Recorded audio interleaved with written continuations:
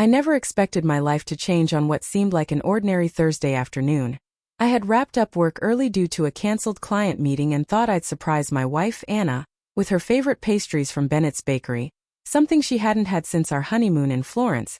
But when I pulled into the driveway, a strange tension gripped my chest, and though I tried to shake it off as a bad night's sleep or an extra shot of espresso, that tension only thickened as I approached the front door and noticed it slightly ajar, just enough to stir the instinctual alarm bells in my brain.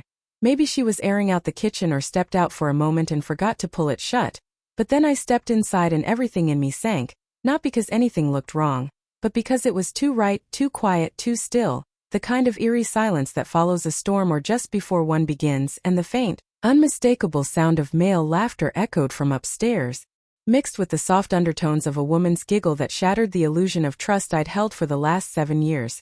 My breath hitched, but I didn't move rashly. No, I moved with a mechanical slowness, almost as though my body needed to verify what my heart refused to believe, and I climbed the stairs one by one, each creak louder than the last, until I reached our bedroom door, left just wide enough for me to see the chaos within. There she was, my wife, my Anna, beneath 2 strangers, tangled in our sheets in our bed, the place we once whispered dreams of children and vacations and growing old. I didn't say a word, didn't scream, didn't cry. I simply stepped back, closed the door silently like I was shutting a book I never wanted to read again, and walked downstairs in a daze, placed the pastry box on the counter like a ghost trapped in routine, and stood there for what felt like hours or maybe seconds. I couldn't tell, and then something inside me broke, not in rage, not in sorrow, but in chilling clarity, a calculated silence that told me if I reacted now, I'd lose everything. My sanity, my pride, and most of all, the opportunity to do this my way. So I picked up my phone, called my old college roommate David, now a private investigator, and told him I needed surveillance, digital tracing, and silence, to which he responded, "I'm on it," without asking for details, because true friends know when not to question broken voices. For the next 2 weeks, I acted like nothing had happened, kissed Anna goodbye in the mornings, brought her coffee, even let her plan a weekend getaway with her yoga friends. And all the while David was collecting screenshots, voice memos, text logs, even tracking the locations of the 2 men, one named Brandon, a married pharmaceutical rep, and the other, Marcus, a personal trainer from her gym, and every lie Anna told, every excuse, every late-night run for wine and candles, became another nail in the coffin of her deception. When I had enough, I met with a divorce attorney named Jessica Vaughn, who not only specialized in high-conflict divorces but had a knack for uncovering hidden assets.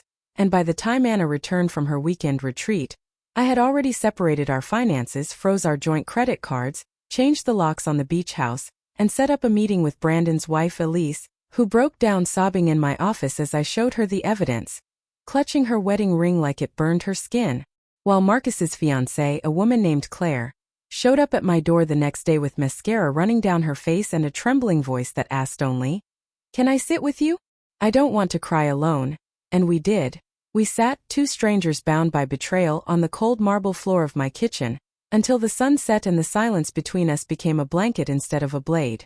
The next day, I served Anna with the divorce papers during brunch at her favorite cafe, right as she laughed over mimosas with her friends, and her face turned a shade of pale I'd never seen, the kind of pale that makes you realize you were never the victim, just the variable in someone else's game. She tried to plead, to scream, to explain that it was just a phase, that she was lonely. But her words were meaningless now, like echoes from a canyon already collapsed. Over the next few weeks, the fallout was deliciously brutal. Brandon's wife left him and took the kids to Oregon. Marcus was fired after one of David's photos landed anonymously on the gym's board. And Anna found herself without alimony, without friends, and most painfully, without control. Meanwhile, I flourished, not because I was vengeful, but because I was finally free from pretending that love could survive lies, free from the suffocating expectation of forgiveness. And as the months passed, something beautiful happened. I reconnected with Claire. Not romantically at first, but gently, like 2 wounded birds learning to fly again in each other's presence.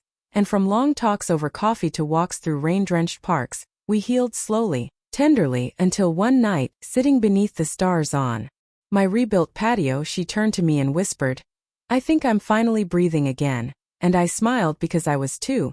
They say betrayal breaks people, but I disagree. It reveals them, unmasks their truth, and sometimes, if you're lucky, it introduces you to a version of yourself you never knew existed. A version strong enough to look into the eyes of the person who hurt you most and say nothing, not because you're weak, but because silence is the loudest answer of all. And so yes, I walked into our bedroom and found my wife with 2 men, but what I did next didn't just shock her. It shocked even me because I didn't lose myself, I didn't retaliate with fists or fury. I rebuilt my life with quiet precision, with grace sharpened by fire, and I walked away not just as a man betrayed, but as a man reborn.